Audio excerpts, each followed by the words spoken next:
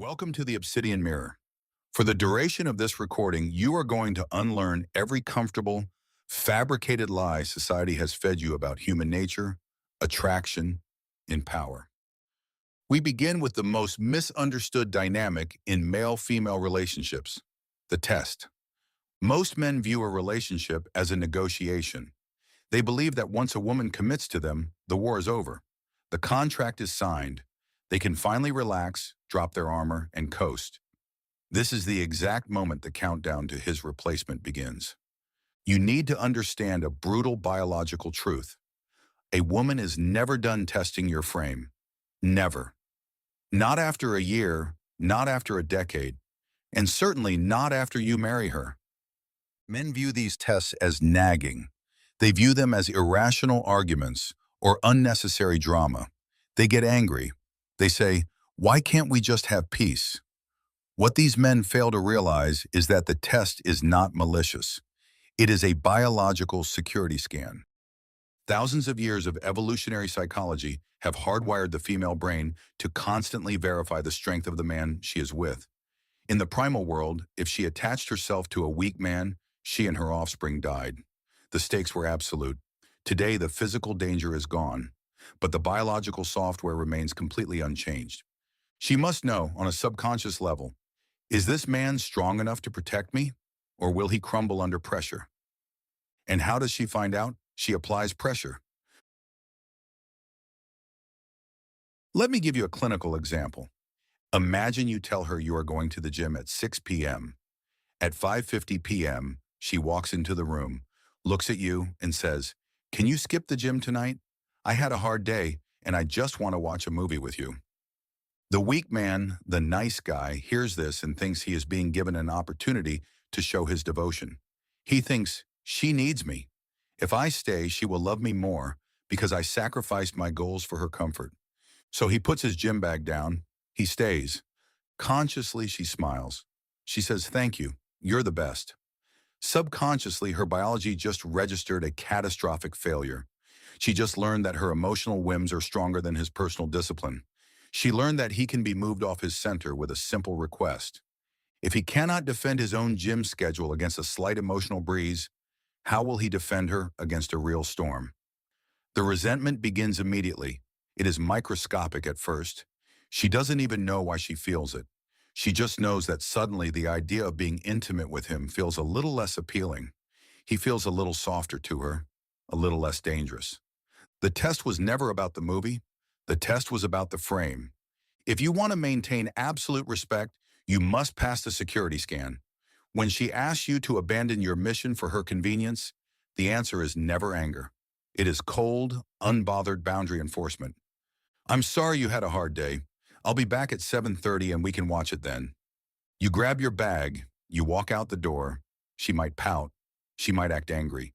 But beneath that surface-level frustration, her biological software just breathed a sigh of relief. The scan is complete, the wall held firm. She knows she is with a man who cannot be easily broken.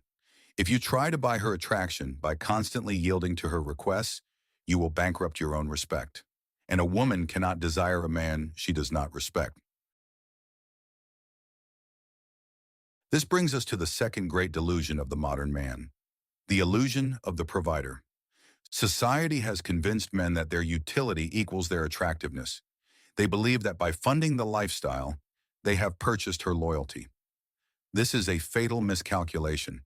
Take Julian. He made mid-six figures, bought the luxury SUV, and funded the European vacations. He believed his bank account made him the alpha, but inside his home, Julian was an ATM with a heartbeat. He worked 80 hours a week but abdicated all leadership at home. He let her make every decision, telling himself he was just keeping her happy. Wrong. Julian confused provision with presence. Financial dominance with psychological dominance. You can buy a woman $1 million house, but if you do not command the space inside it, you are just the landlord. And women do not sleep with their landlords out of burning, primal desire. When Julian discovered she was having an affair with a broke personal trainer, he couldn't compute the math. "I gave her everything," and he said, "he has nothing." But the trainer had an iron frame. He didn't care about her money or if she got upset. He was immovable.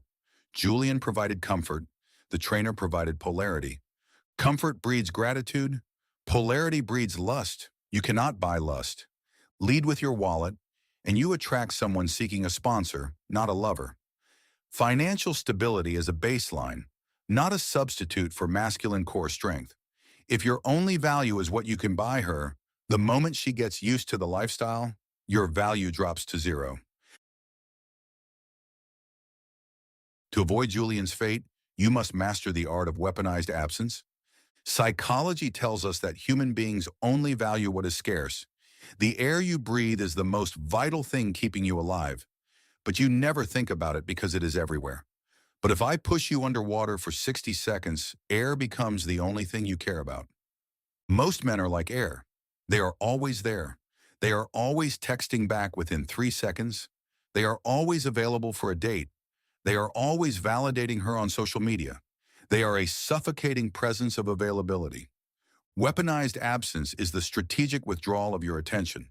It is the realization that your focus is the highest currency you possess, and you must make her earn every single drop of it. I am not talking about playing petty games. I am not telling you to stare at a text message for 4 hours just to seem busy. Women are highly intuitive. They can spot fake unavailability immediately. I am talking about actually building a life so dense, so focused on your own ascension, that you legitimately do not have the time to orbit her. When you are deeply focused on your mission, your absence becomes natural. When you finally do give her your attention, it hits her system like a drug because she knows it is rare. She knows that at any moment, your focus could shift back to your empire. This creates a low-level, continuous anxiety in her subconscious. Not a toxic anxiety, but the anxiety of the hunt. She realizes she has to work to keep you engaged. The moment a woman feels she has completely figured you out and entirely secured your unwavering attention, she becomes bored. Boredom is the breeding ground for disrespect. You must remain a mystery. You must have rooms in your mind she is not allowed to enter. You must have ambitions that are bigger than your relationship with her. The man who is willing to walk away from the table is the only man who controls the negotiation. But do not confuse this with toxicity. There is a trap that many men fall into when they discover dark psychology. It is called the dark triad mirage. They read about Machiavellianism. They read about narcissism.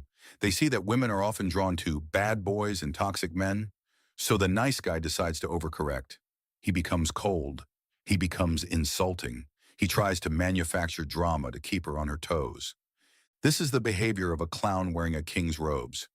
Women are drawn to toxic men not because of the toxicity, but because toxic men accidentally mimic the traits of highly dominant men. Toxic men are unbothered by her opinions. Toxic men do what they want. Toxic men are unapologetic. The female biological software recognizes the unbothered trait and mistakes it for genuine strength. But the illusion eventually shatters. A truly sovereign man does not need to be cruel to command respect. Cruelty is a sign of weakness. It shows you lack emotional control. If you have to yell, you have lost the frame. If you have to insult her to feel big, you have lost the frame. The iron frame is quiet. It is the man who looks at chaos and simply blinks. If she throws a tantrum, the toxic man screams back. The weak man apologizes. The sovereign man simply watches her, completely unaffected, and says, "Let me know when you're done." And then he walks away to do something productive. That level of emotional control is terrifying to a woman in the most attractive way possible. It shows her that she has absolutely no power over your internal state. You are a mountain. She is the weather. The weather can rain, it can storm, it can hail, but the mountain does not move. To reach this state, you must experience the collapse of the ego. You have to kill the version of you that desperately wants to be liked. You have to accept that in order to be deeply respected, you must be willing to be disliked. You must be willing to be the villain in her temporary narrative if it means holding your boundaries. The next time she tests you, the next time she tries to manipulate your time or your resources, I want you to visualize a physical line drawn in the sand. Every time you compromise your values to please her, You are stepping backward over that line. You are giving up territory. Stop giving up territory. Hold the line. Embrace the uncomfortable silence. Let her be mad. Let her pull away. If she pulls away and never comes back, she was never yours to begin with. She was just a parasite feeding off your compliance. But if you hold the frame, if you stand immovable in your truth, she will return. And when she returns, she will return with a level of submission and raw desire that the nice guy will never experience in his entire lifetime. The matrix of attraction is not built on kindness. It is built on power, polarity, and unshakable status. Stop negotiating your worth. Subscribe to the Obsidian Mirror. Keep your eyes open and never surrender the frame.